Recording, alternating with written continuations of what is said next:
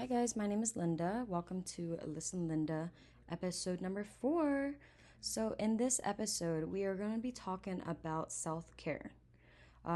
If you guys don't know or have never seen any of my previous episodes, this podcast is pretty much just talking about the general self help and self awareness, self growth, all that kind of stuff tied into one. So my first ever video upload on the episode was an introduction. So if you guys want to check that out, you guys can. It will be all published into my podcast playlist, I guess. The second one is episode called Stuck, and then the third one, which I just released about a week ago or so, is called No One Cares, and today is going to be called Self Care.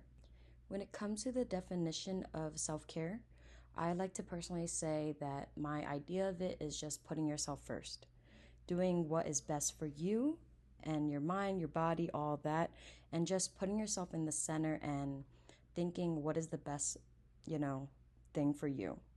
Taking care of your health and just putting yourself as main priority because it's you. It's your body, your health, your mind. You are living this world for you. And the reason why I think that self care is just really important and why we should prioritize it is because going through the week, Monday to Friday, especially if you work like a 9 to 5 or if you work any kind of job, you know how stressful it is, like going to work, dealing with people, and then going home and having just so much on your plate to do once you get home, getting yourself ready for the next day. And the stress that people get just from living their day to day life, school, work, relationships, all that kind of stuff, family as well. I know for me personally, right now, me and my boyfriend are dealing with the fact that our restaurant is burnt down. And so that's our main source of income. It's very stressful. We're dealing with what we have to deal with at the moment to reopen and get some sort of income again to pretty much survive living in Florida. But yes, so the importance of self care is pretty much just prioritizing yourself because at the end of the day, once you go home, it's your time. It's your time, me time, all that. And if you're not going to give yourself time to rest, relax, do what you love to do, then you're going to be burnt out. Now, when it comes to a routine to constantly check up with yourself and just have the self-care day, I typically like to do that kind of stuff on a Sunday. But as for now, self-care day is pretty much whenever it pops in my head since I'm home all the time now. But before, it used to be my Sunday. Sunday would be a self-care day for me, just like the Sunday reset day. For me, my inspirations and motivation for that was always from looking online. I like to browse around on Pinterest all the time, and usually my Pinterest Explore page has a couple pins and boards that are always showing of people doing their skincare routine, hair care, and all that good stuff. I'm not gonna say that I'd stick with my routine every week because I don't. I get lazy, we all do, we're human. But for my motivation, like I said, Pinterest is a very good way to start. I have a whole board where it says like health, self care, all that kind of stuff. And every time I go on the app, pretty much it reminds me just to take care of yourself. And along with that, YouTube is a good one as well too. A lot of times when I'm on YouTube, depending on the people that you follow, mine are all girls and their girly routines and all that kind of stuff. So it really pushes me to go to the bathroom, wash my face, put on my cute little fluffy headband, and then just get ready with the routine. Now, doing a self-care routine can consist of many different things. You can be doing hair care, nail care, face routine care, of course, skin care, and just mind and body care. For me, it's pretty much doing what makes me feel at ease, what makes me feel happy and relaxed. Hobbies are also a self-care kind of thing as well too, I would say. For me, I like to paint, I like to sing, I like to pick up a book once in a while. And one thing that also pushes me is just having a closet full of skincare products. I'm not the best at keeping things on a tight schedule.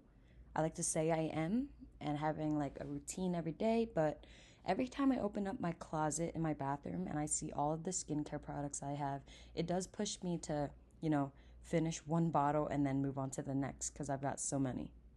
And I want to give a shout out to Ipsy for their subscription that, they have. They have like 3 or 4 different ones. You can do like a Ipsy bag or something like that, a boxy charm, or I don't even know, but it was just like 4 different options that you can do, and it's all like beauty products or whatever you select that you want from them. I chose beauty products, makeup, along with skincare, and you just pay them a certain amount of price, I guess, that they set for the products that you choose, and then every month they give samples in a small container, or depending on the box that you choose, it can go up to like full size.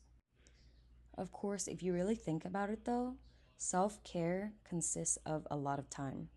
And I know not all of us have the time in the day to do everything on the list, especially when it comes to taking care of your body and health. So for me personally, I like to do it on Sunday, like I said, when I don't work or when I used to not work. I would do my skin routine, hair routine, face routine, and then nail routine. Let's discuss when it's time for you to start taking care of yourself and starting that self care journey. I feel like we all start doing something to change our behaviors and our routine when we feel and see that we're struggling. So, yeah, for me personally, whenever I feel like I'm living a life that I'm not happy with, or when I just get that kind of agitated period in my daily routine, when I just feel not confident anymore or not as accomplished, I like to start focusing on my body and my mind and just doing that little self care break and the routine. Because afterwards, like I said earlier, all the time that you put into taking care of your body, mind, skin, and all that, it takes a long time. So once you're completely done and there's nothing else to do, then you feel so much more accomplished and good about yourself. After I'm done my face routine, and then I move on to showering and I do my hair care products, and then I start doing my nails and my toenails and all that, and I finish all the hobbies that make me feel like happy, like I said, painting, singing, all that kind of stuff. I feel so good about myself. It makes me feel like so much more like uplifted and positive, and it makes me feel like, all right, what's next, you know? So, yeah.